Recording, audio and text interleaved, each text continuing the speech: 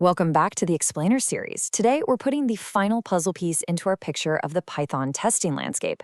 Over our last few explainers, we've focused pretty heavily on modern testing tools. But today, we're diving deep into unit test. This is Python's very own built-in testing framework, and honestly, getting a grip on it gives you a much better understanding of how testing in Python actually evolved. Now, I know what you might be thinking. If PyTest is the modern standard, which we pretty firmly established back in our 45th explainer, why on earth should we spend any time learning anything else?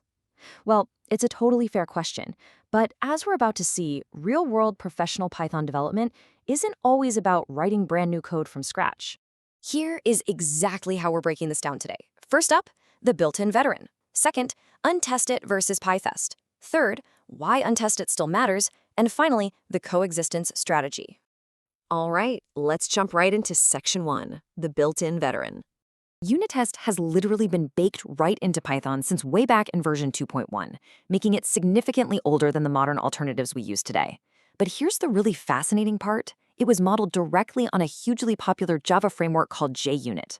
That lineage right there completely explains why unit test feels so much more formal and strict compared to the more Pythonic approaches we're used to. Moving right along to section 2, unittest versus PyTest. Let's put these two head to head. You can spot the fundamental difference in architecture almost immediately. Unit test absolutely demands this rigid, class-based structure. You've got to organize your tests as methods inside a class that inherits from unittest.TestCase, and every single test method has to start with the word test. Contrast that with modern alternatives like PyTest, which just lets you make simple standalone functions. It's completely night and day. And then there's the sheer variety of assertions unittest requires. Instead of just using Python's native assert statement for everything, unittest gives you a whole menu of very specific, individually named assertion methods.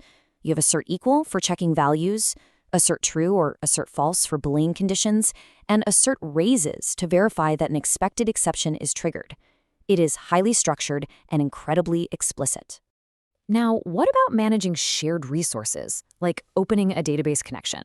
Well, unit test uses setup and tearDown methods. A setup method automatically runs right before each test method within a class to get things ready, and tearDown runs afterward to clean it all up.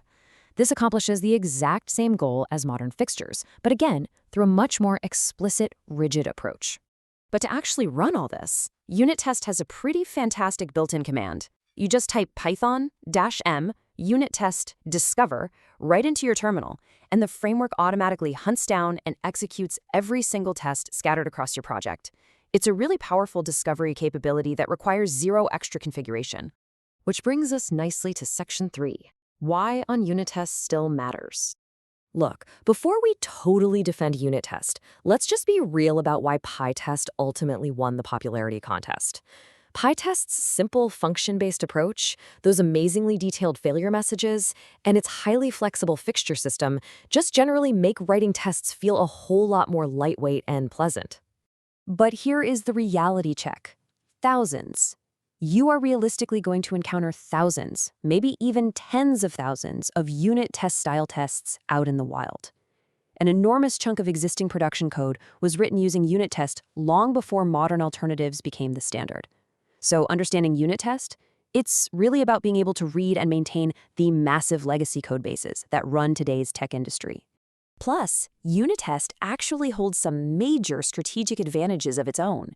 Because it comes fully built into Python itself, there is absolutely zero separate installation required. That makes unit test the perfect choice for small standalone scripts or for lockdown corporate environments where you literally cannot install external dependencies because of strict security rules. Let's dive into our final section, the coexistence strategy. Honestly, this is one of my absolute favorite plot twists in all of Python testing. PyTest was deliberately designed to automatically discover and run older unit test-style classes natively, right alongside its own modern test functions. This means a real-world project can have a totally healthy mix of both styles at the exact same time. Picture this completely realistic professional scenario. You join an established dev team. Their code base already has thousands of older tests written with unit test. Instead of rewriting that entire massive suite, which, let's be honest, no manager is ever going to approve, you can just start writing your new tests using PyTest.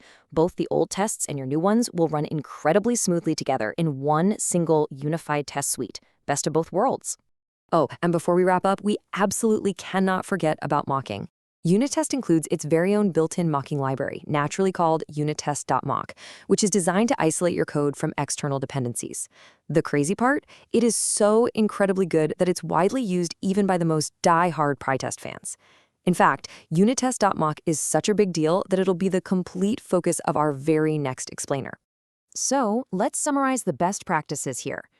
Given the superior developer experience, definitely choose modern frameworks like PyTest for your new projects. However, you absolutely must learn to read unit test style code because you'll inevitably bump into it in legacy code bases.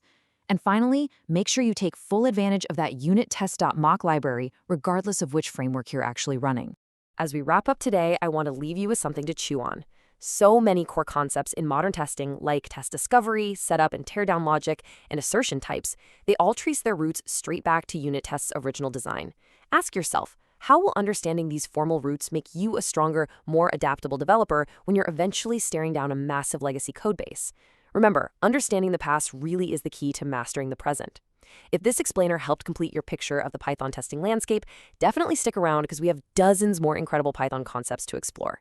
Thanks for hanging out, and I'll catch you in the next one.